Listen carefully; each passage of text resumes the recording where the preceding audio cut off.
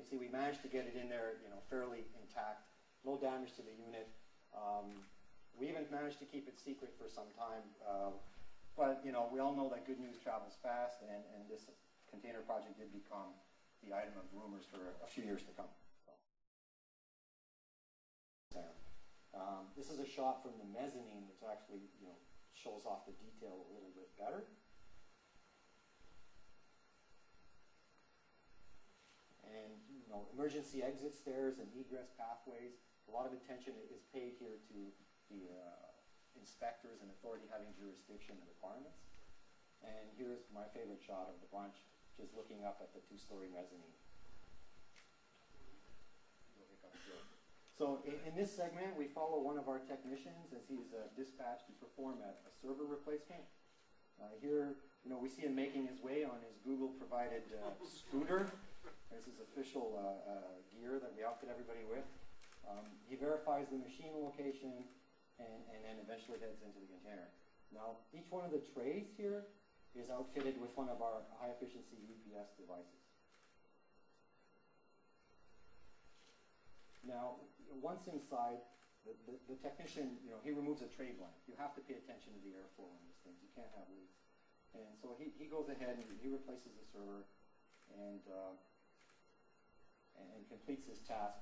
Now, the interesting thing to note is, notice he's not wearing a jacket or anything like that. It's not uncomfortable in there, but it's certainly not cold.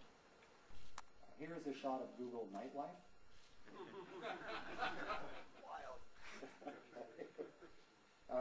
Another technician here is entering the container to inspect the underfloor area. We get a view here of the flex hoses and the fans and some of the power strips used to power the machinery below. In fact, there are many more systems designed in the container, and we're going to talk a little bit more about them when we revisit these two drawings that you're going to see right here in the slides that are coming up in about 30 seconds.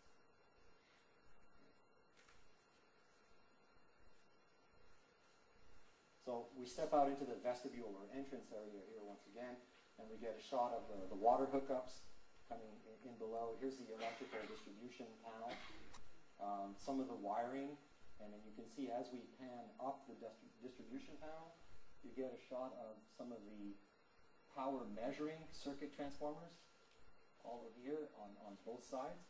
So we actually are picking up individual circuits going to each one of the rack structures that are inside. There are many more systems required to actually support a container. It's not just power and water. You have emergency power off.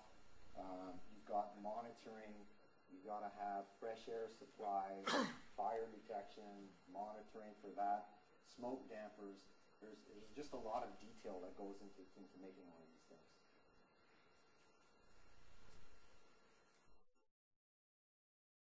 Now, as we switch to the outside, you get to see the cooling towers and the transformation station and the generator farms. Cooling towers themselves are elevated. Here we go to our first action shot showing water going down the fill. And you can see we're going to have this kind of checkbox thing pop up here as we go along to see which best practice we're hitting here. Now, the plant itself is designed for maximum free cooling hours through waterside economization, elevated process water temperatures, low temperature heat exchangers, and of course a chiller bypass path when sufficient conditions exist. Here we see the transformers. These are not exotic, high efficiency, 99.5%. You see the small radiators on the transformers themselves, meaning that we're really not dissipating a lot of heat here. But we continue with some shots of the generator farm, and then eventually we trace the low voltage path back into the data center.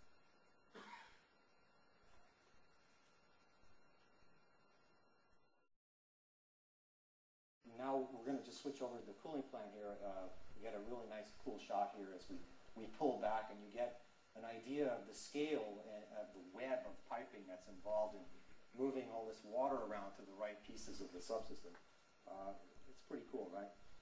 Now, as the water comes out of the condenser water loop, we pull it off, a piece of it off here for some side stream filtration, and then return it back. No sense in running everything serially through. That would just be a waste. And as we return back to the other pieces here, you get a nice shot of some leaky pumps if you pay close attention at the bottom.